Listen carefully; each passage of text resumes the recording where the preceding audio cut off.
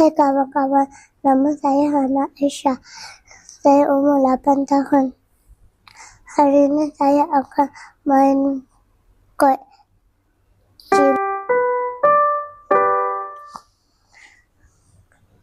Ada kod lain tak yang Hana nak tunjukkan kepada kawan-kawan?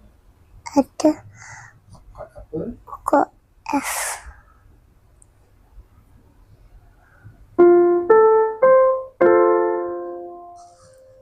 Okey, terbaik. So, Hana boleh main kod-kod ni sebab Hana praktis di rumah ke macam mana? Praktis dekat rumah. How often Hana praktis dekat rumah? Kadang-kadang Kekerapan? Banyak kali ke? Seminggu sekali ke? seminggu sekali. Seminggu sekali? Dekat dalam kelas, Hana fokus tak? Fokus. Hana dah dapat kod-kod tu sebab fokus dekat kelas ke atau sebab praktis dekat rumah? Cuba fokus dekat kelas. So, boleh tak Hana bagi sedikit nasihat pada kawan-kawan macam Hana umur 8 tahun, diorang kalau nak main piano kan? Boleh.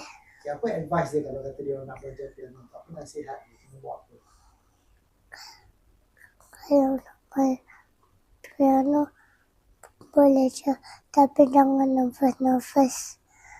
Nanti tak dapat kod.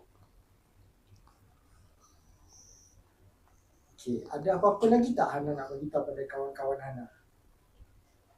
Tak. Tak ada apa-apa dah. Okay, dan kata Bye.